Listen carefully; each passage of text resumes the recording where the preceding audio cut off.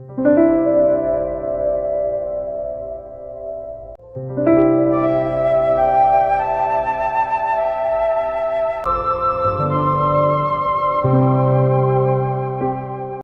मैं हूं अश्विन मिश्रा। आपको हर हफ्ते एक नई शख्सियत से रूबरू कराता हूं और सबकी कहानी अपने आप में खूबसूरत होती। झारखंड नाम सुनते ही आपके जहन में बहुत कुछ आता होगा। जंगल आता होगा, वहां की खदानें आती होंगी, वहां से भी निकले हुए कई कलाकार शायद आपके फेसबुक और इंस्टाग्राम के रील से स्क्रॉल करते हुए शायद आप भूल जाते हैं। लेकिन कुछ ऐसे कलाकार हैं जिन्होंने संघर्ष देखा और झारखंड से लेके इलाहाबाद, संगम की नगरी तक अपने नंगे पांव से नाप दी वो दूरी और पहुंच गए दिल्ली होते हुए मुंबई। मुंबई माया नगरी सबको सब कुछ देती नहीं, लेकिन लेने वाले कभी वहां से रूठते नहीं।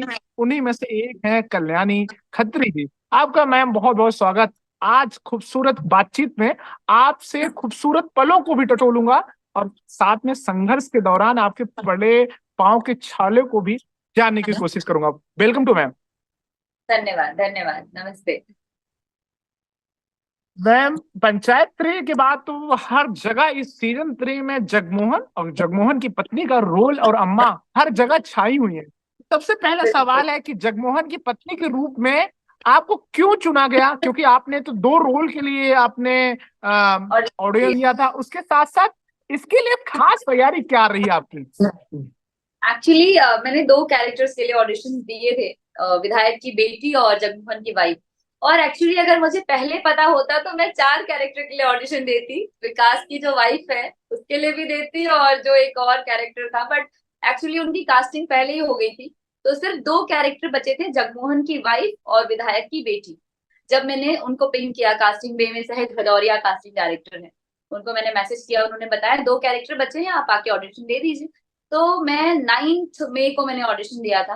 एंड उस दिन जब मैंने दोनों कैरेक्टर के लिए दिया तो मुझे लगा था कि दोनों अच्छे गए हैं।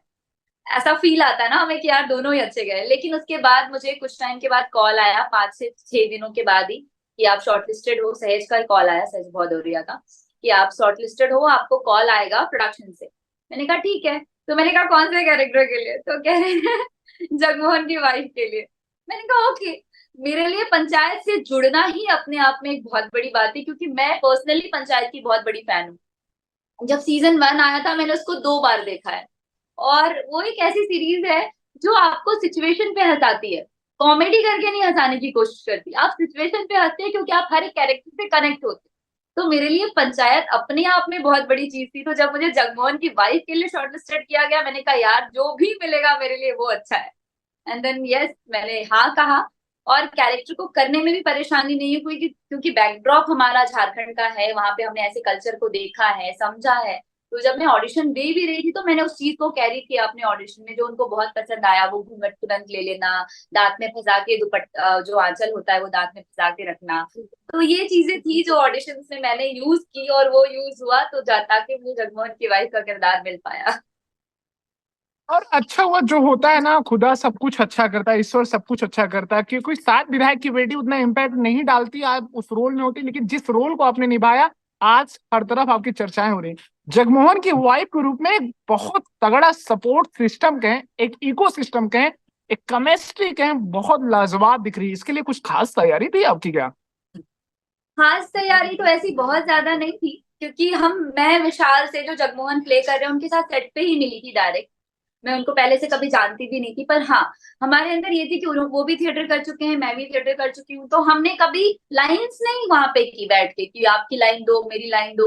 उनका भी यही था कि हम गिव एंड टेक करेंगे जो सीन में। क्योंकि दीपक सर, जो पंचायत के डायरेक्टर है, दीपक मिश्रा, उनका ये कहना है कि आपने वो ड्रेस पहनी है, आप उस ऑरे में जी रहे हो, आप उस कैरेक्टर को प्ले कर रहे हो। तो ये आपके ऊपर है कि आप इसको कैसे प्ले करना चाहते हो। जो मुद्दा है वो तो आपको कहना ही है, लेकिन आपकी बॉडी लैंग्वेज, आपका बिहेवियर, वो आपके ऊपर है कि आप कैसे रखना चाहते हैं। तो वो जो फ्रीडम हमें मिलता है ना प्रोडक्शन या डायरेक्शन टीम की तरफ से, तो हम और खुल के कर पाते हैं। वो लग भी हाँ। रहा था कि अगर बात करें, लग ही रहा था कि आप जिस तरीके से प्रिपेयर थी और बिल्कुल बहुत बारीकी से आपने वो हर चीज पकड़ी, आप चाहे डायलॉग डिलीवरी हो, बॉडी लैंग्वेज हो, सीन इक्वल, बिल्कुल आप मजे हुए खिलाड़ी लग रहा था, आपने मेहनत की है और अपने क्राफ्ट पे खरे उतरे हो। इसे भी एक सवाल और मेरा है कि कैसा अनुभव रहा विशाल यादव के साथ आपका काम करते हुए, क्योंकि मैं उनका इंटरव्यू अभी 5-6 दिन पहले ही किया था और उनके इंटरव्यू में मैं इमोशनल हो गया था, भावुक हो गया था, क्योंकि मैं भी अपनी मदर को अभी लास्ट 3-4 महीने पहले उनको खोया है। तो मोमेंट दादी जी के साथ ना मुझे रुला दिया, जिस तरीके से बेचैन थे, और आपके अंदर की एक बहू वाली कि अम्मा भूखी ना रहे। तो कैसी केमिस्ट्री रही विशाल के साथ काम करके, कैसा अनुभव रहा? केमिस्ट्री तो इनफैक्ट बहुत अच्छी थी, हम फन भी करते थे। और जैसा मैंने आपको बताया कि कोई लाइन कट टू कट नहीं होती थी, गिव एंड टेक होता था हमारे साथ लाइंस में। कभी हम ऐसा नहीं बोलते थे तुम ये लाइन बोलोगे, ये लाइन मेरी है तो इसके बाद मैं बोलूंगी, नहीं। हम फील के साथ करते थे, वो इमोशंस के साथ हम जुड़े हुए थे कि हमें अच्छा करना है और उस इमोशंस को कंटिन्यू रखना है। अम्मा की जहां तक बात करें तो अम्मा खुद भी इतनी स्वीट है ना, अगर आप कभी इन फ्यूचर आप आई थिंक आप अगर उनका इंटरव्यू कर रहे होंगे या किया होगा आपने, वो खुद भी इतनी स्वीट है। अगर आप उनसे नॉर्मल, जैसे मेरी तो उनसे वीडियो कॉल पे बात होती रहती है, तो हमारा ऑफ स्क्रीन भी अच्छा था, ऑन स्क्रीन भी अच्छा था। इनफैक्ट पैकअप के बाद मैं उनके रूम पे बैठती थी, अम्मा के रूम पे। विशाल से इतना ज्यादा कनेक्शन नहीं था जितना अम्मा से मेरा था। अम्मा के साथ बातें करना मुझे बड़ा मजा आता था, अम्मा अपनी अपनी कहानियां सुनाती थी तो और मजा आता था। जो उनके घरेलू कहानियां होती है, लखनऊ का अंदाज तो वाकई बहुत निराला है। तो मतलब बहुत अच्छा लगता था उनके साथ टाइम स्पेंड करना। तो जो हमारी केमिस्ट्री थी वो सेट से ही शुरू हुई, क्योंकि पहले ना अम्मा को मैं जानती थी ना विशाल को जानती थी। पर वहां जाने के बाद जब हम साथ में सीन करने लगे तो आप बिलीव करिए, ऐसा लगता था कि हम एक परिवार है। और एक जो हमारा बच्चा था बिल्कुल, टुनटुन, नो उसका, डाउट। तो वो जो टुनटुन था ना, उसका नामकरण विशाल ने सेट पे कर दिया था। एक सीन था, बच्चे का कोई नाम नहीं था, तो एक सीन था कि वो रघुवीर यादव जी और नीना गुप्ता जो हमारे प्रधान हैं, और वो गिर जाते हैं सड़क पे, जो सेकेंड एपिसोड का पहला सीन। तो विशाल उसको जाता है, उठाता है और बाइक से अंदर की जाते तरफ रहते हैं, आता गिर जाते हैं। है। हाँ, फिर वो अंदर की तरफ आता है और अंदर जाना था, बस इतना लिखा था अंदर चलो। तो उसने बोला अरे अंदर चलो, अरे टुनटुन अंदर चलो। तो उसका जो नामकरण था वो सेट पे हो गया टुनटुन। तो इवन सब दीपक सर, मैं, हम लोग सब उसको टुनटुन बुलाते थे। ऐसे उसका नाम सात्विक है, बच्चे का, भोपाल से ही है वो, पर हम सब उसको टुनटुन बुलाते थे। तो वैसे ही मेरे साथ हुआ, जगमोहन की पत्नी का किरदार जो था, उसका नाम स्पेसिफिक स्टोरी में नहीं डाला गया था। वो लोगों के ऊपर कई बार चीजें छोड़ दी जाती है, ठीक है। तो मोस्टली गांव में आपने देखा होगा, बीवियों के नाम जल्दी किसी के कोई लेते ना, अरे जगमोहन की मेहरारू, जगमोहन की बिहाता, ऐसे ही बात करते हैं। तो वैसे ही छोड़ दिया गया था। लेकिन जब सीन चल रहा था, एक सीन था जब हम अम्मा को घर वापस लेके जाते हैं, और वो फीलिंग जैसे लगता है ना आपने वर्ल्ड कप जीत लिया हो, अम्मा वापस जाने के लिए तैयार हो गई।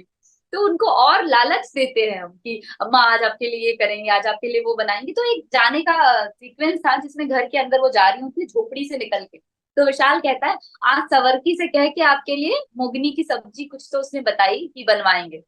तो वो जो सवरकी नाम पड़ा था मेरा सेट पे, तो दीपक सर भी बड़े खुश हो गए, अरे सवरकी कैसी हो। तो वो बड़ा मजा आया। तो इस तरह से केमिस्ट्री और बिल्डअप होती गई, इंटरेस्टिंग था वो।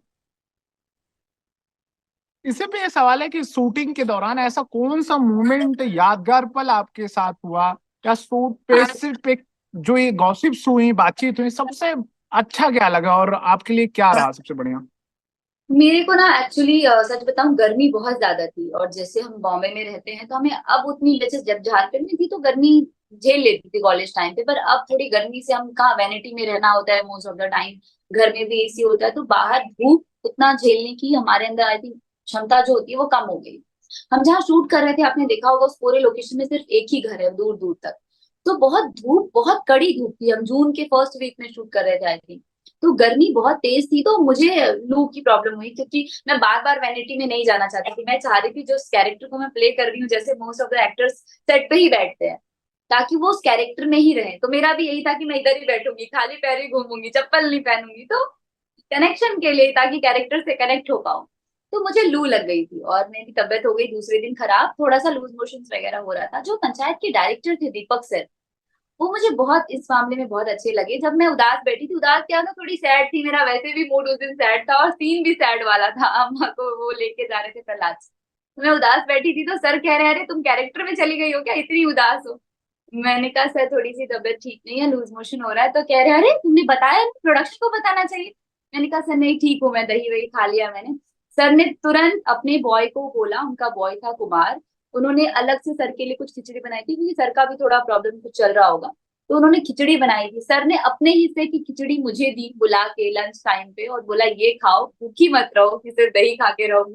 तो वही कहते हैं ना कि एक कैप्टन ऑफ द शिप जो होते हैं, गार्जियन होते हैं, तो जो एक होता है कि आप फैमिली से दूर है, लोगों की केयर एंड ऑल आपको नहीं मिलती है सेट पे, पर वो जब दीपक सर ने किया ना, तो मुझे लगा सच में ये डायरेक्टर है कि अपने आर्टिस्ट की चिंता और हर डायरेक्टर को होनी चाहिए। पंचायत 3 की इतनी बेसब्री से इंतजार था, क्योंकि वो जिस तरीके से आप अपनी टीम का ख्याल रखते हैं तो ऑन स्क्रीन हाँ, दिखता है, तभी कलाकार अपना अच्छा प्ले कर पाता है और वो खुल के दिखता है परफॉर्म स्क्रीन कर पे। पाए। Panchayat right, right. जी, पंचायत 3 का हिस्सा होना बतौर कलाकार आपके लिए कितना खास है, ये थोड़ा आप हमें बतावें। शब्दों में बयां कर पाना आई थिंक मुश्किल है, क्योंकि सच बताऊं, मैंने बहुत ऐसे वेरिएशन वाले काम किए हैं। अभी एक रिसेंटली एबीपी का ही एक डॉक्यू सीरीज भी किया है, नरेंद्र मोदी की माँ बनी हूँ उसमें। तो हर अलग अलग कैरेक्टर, लेकिन पंचायत पंचायत मेरे लिए एक ऐसा था कि जब मैं पंचायत मैंने फर्स्ट सीजन देखा था, तो मुझे नहीं पता था मैं इसमें काम भी करूंगी, क्योंकि हमारा काम होता है ऑडिशन देना, शॉर्टलिस्टेड भी होते हैं, कई बार लॉक नहीं होते। लेकिन जब इसके लिए मैं लॉक हुई ना, मैं शब्दों में कैसे बयां करूं, इतनी खुश थी मैं कि यार पंचायत अपने आप में, जिसको 9.1 रेटिंग मिली हुई है, जिसको ईपी ने बेस्ट ओटीटी सीरीज अवार्ड दिया है, मतलब वैसी टॉप 1 सीरीज इंडिया की, उसमें आपको पार्ट लेने का मौका मिल रहा है। और टीवीएफ तो मेरा स्टार्टिंग से ही फेवरेट रहा है, मैंने कोटा फैक्ट्री देखी है, बिहाफ सी ये भी आया था, तो मोस्टली गुल्लक वगैरह सब देख रखे थे मैंने। तो टीवीएफ प्रोडक्शन के साथ काम करने को मिलेगा, ये सोच के भी मैं बहुत एक्साइटेड थी।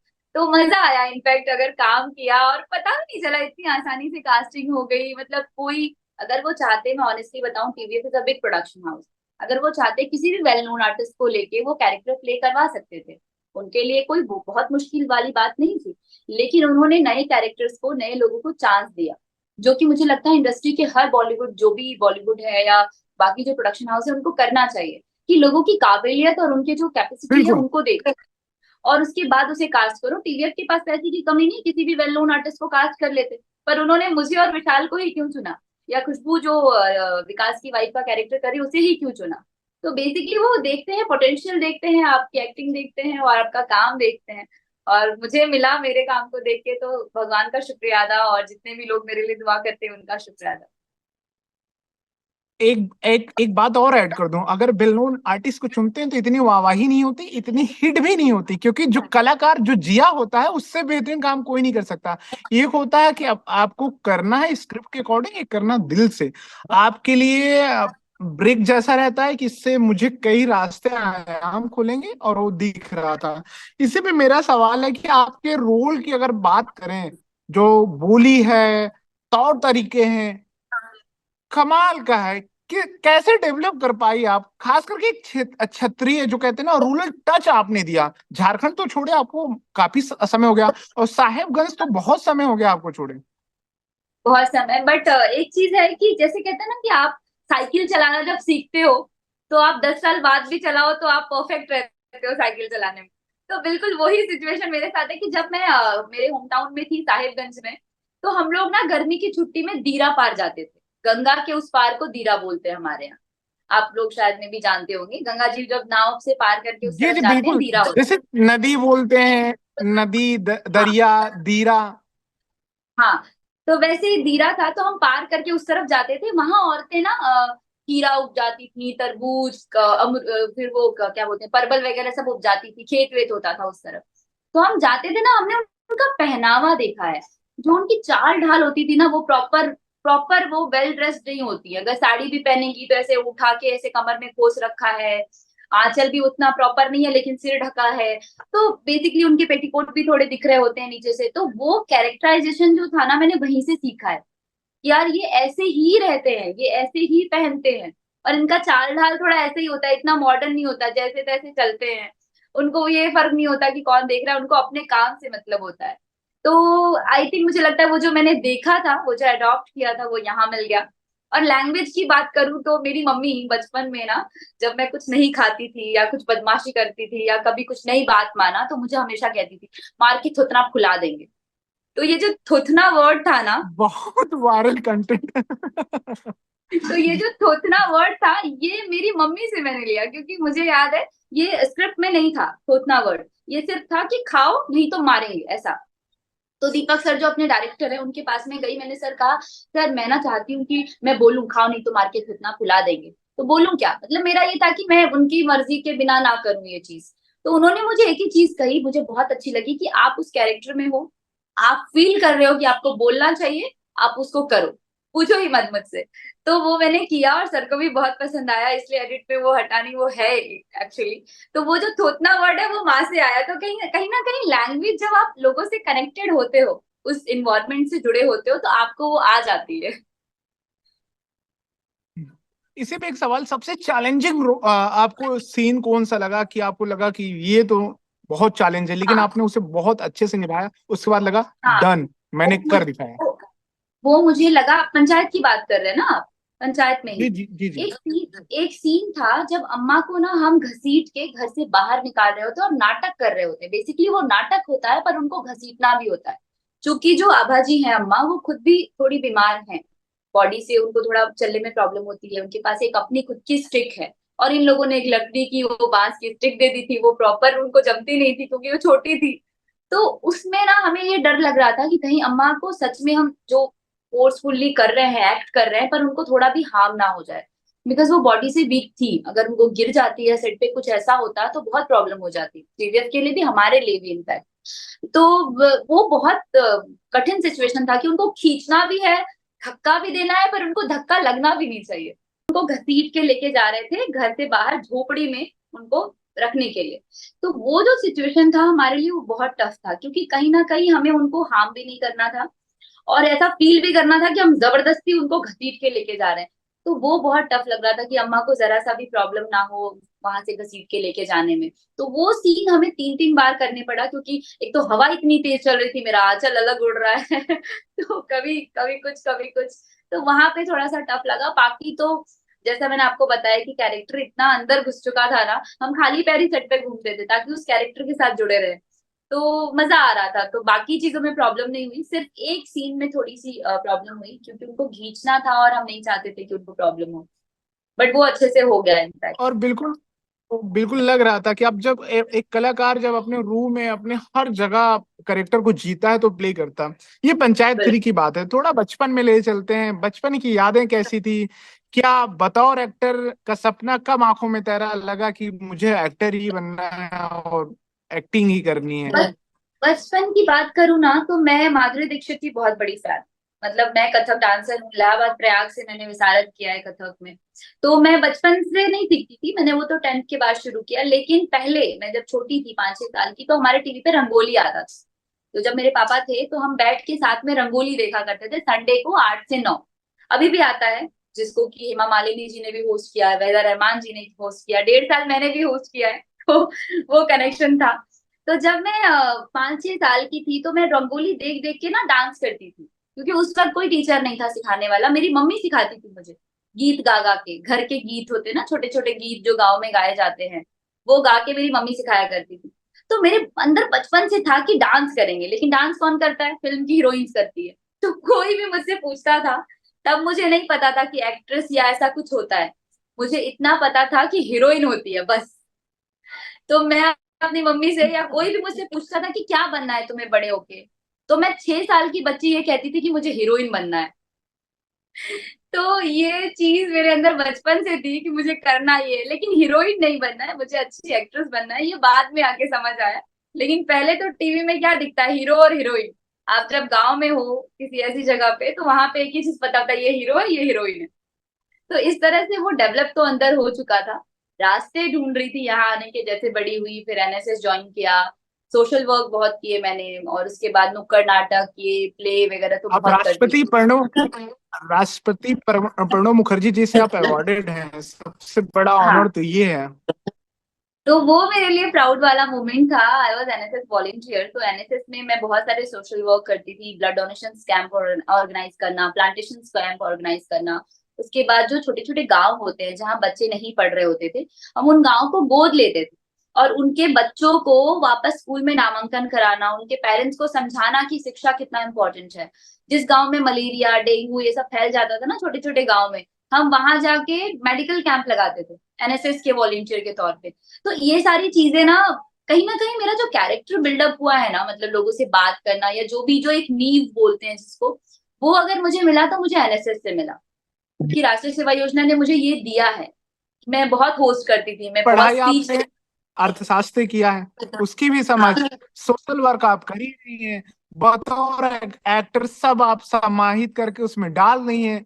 फ्यूचर में राजनीति का भी एक स्कोप झारखंड में खुला है, क्योंकि झारखंड में अभी उस लेवल का नेता भी जिसकी दूरदृष्टि अच्छी हो और झारखंड को खूबसूरत बना सके। जी एक्चुअली बताएं, पहली कमाई का आपने क्या किया? पहली कमाई जब मिली तो क्या किया? पहली कमाई मुझे ना, मैं तो सच बताऊं, मैं क्लास 9 में थी, 8 में थी, तब से मैं ट्यूशन पढ़ाती छोटे बच्चों को। तो वो सब जो पहली कमाई थी वो मेरी पढ़ाई में खर्च होती थी। बतौर कलाकार? बतौर कलाकार जब मुझे पहली कमाई मिली थी, मैंने महिषासुर वंदनी, एक नृत्य होता है जिसमें महिषासुर का वध करती है दुर्गा माता, वो मैंने किया था। और ये किया था शायद दुमका में हमारा एक प्रोग्राम हुआ था, जो दिन नवरात्रि के 10वें दिन किया जाता है ना, 10वीं के दिन किया जाता है, उसमें मैंने परफॉर्म किया था। और मैंने उसमें 10वीं? महिषासुर वंदनी, हाँ 10वीं के दिन, तो मैंने महिषासुर वंदनी प्ले किया था उसमें, और खुद दुर्गा माँ बनी थी और एक महिषासुर बने थे। तो उस दिन मुझे मिला था 11,000 रुपए पुरस्कार। उस वक्त 11,000 रुपए बहुत बड़ी चीज थी मेरे लिए, अरे 11,000 रुपए मिले एक दिन के। पर मैंने उससे ज्यादा खुशी बताया मुझे क्या हो रही थी, जब मैं स्टेज से नीचे उतरी ना, बूढ़ी बूढ़ी औरत जो होती है वो मेरे आके पैर छू रही थी, मैं उनके पैर छू रही हूँ, अम्मा मत करो, अम्मा मत करो। लेकिन वो कितने कनेक्ट होते हैं लोग। वो बहुत खूबसूरत पल होता है, मुझे लगता है कि जब आपको रोल से आपको पहचाने और उतना प्यार मोहब्बत हो। बहुत बहुत। चलते चलते एक सवाल आखिरी है, चलते चलते एक आखिरी सवाल ये है कि अपकमिंग प्रोजेक्ट क्या है? कल्याणी जी को कहाँ देख रहे हैं उनके चाहने वाले दर्शक? किन किन प्रोजेक्ट पे साइन हो चुकी है ब्लैंक चेक पे? अभी तो देखिए बहुत सारी चीजें नहीं रिवील कर पाऊंगी, लेकिन एक बोल सकती हूँ कि वो फिल्म ऑलरेडी शूट हो गई है, पोस्ट हो गया है, तो आई नो कि वो जल्दी रिलीज हो जाएगी। एक फिल्म आएगी फूले, बेसिकली वो महात्मा ज्योतिबा फूले जो इंडिया के पहले टीचर थे, सावित्री बाई फूले, उनकी बायोपिक है, जिसमें मेन लीड प्रतीक गांधी जी ने किया है, और उनकी वाइफ का किरदार निभाया है पत्रलेखा जी ने, जो राजकुमार राव की वाइफ। मैंने उसमें एक कैरेक्टर प्ले किया है जिसका नाम है मुमताज, जो मुस्लिम महिला पढ़ने की इच्छा रखती है, तो अपने बच्चों को भी पढ़ाना चाहती है। तो बेसिकली वैसा कैरेक्टर मैंने प्ले किया है, और वो बहुत जल्दी थिएटर में आपको देखने को मिलेगा। ये ओटीटी रिलीज नहीं, आई थिंक थिएटर रिलीज होगा, तो आप थिएटर में देख सकते हैं ज्योतिबा फूले। और उसके बाद देखते हैं और क्या आती है चीजें, अभी तक तो वैसा कुछ रिवील नहीं कर सकती। 30, नहीं बिल्कुल बिल्कुल, वो प्रोटोकॉल होता है। 30 सेकंड आपके पास, मैं हाँ जो सवाल ऐसा हो कि पूछना भूल गया हूँ और आपको लगता है आपके दर्शकों हाँ। से, आपके ऑडियंस से साझा करना चाहिए, आप साझा कर सकते हैं। देखिए मैं तो यही कहना चाहूंगी लोगों से, जो लोग मतलब बॉम्बे आते हैं ना, बहुत स्ट्रगल करते हैं, मैंने भी किया है, 5 साल लग गए मुझे एक ऐसी अच्छी अपॉर्चुनिटी मिलने के लिए। तो जो लोग निराश होके वापस चले जाते हैं, उनके लिए सिर्फ एक ही चीज कहना चाहूंगी कि जो कहते हैं ना कि इंसान लगे रहते हैं तो उनका लगा रहता है। तो बेसिकली मैं भी लगी ही थी, और मेरे को लगता है पंकज त्रिपाठी जी ये लोग बहुत बड़े उदाहरण हैं। मैं तो अभी बहुत छोटी सी इंसान हूँ, लेकिन कह सकते हैं कि सच में जो इंसान लगा रहता है ना एक दिन उनकी इच्छा की पूर्ति जरूर होती है। और जो लगा रहेगा उनका लगा ही रहेगा, तो कुछ ना कुछ आता रहेगा, कुछ ना कुछ करते रहेंगे। तो उनके लिए संदेश है कि वो ये ना सोचे कि अगर उनके अंदर पता है कि अगर मैं टैलेंटेड हूँ और मुझे लग रहा है नहीं यार मैं, मेरे अंदर काबिलियत है, तो वो काबिलियत एक ना एक दिन जरूर रंग लाएगी, और इसके लिए मेहनत करते रहना चाहिए। तो थैंक ये यू सो मच मैम, खास बातचीत के लिए।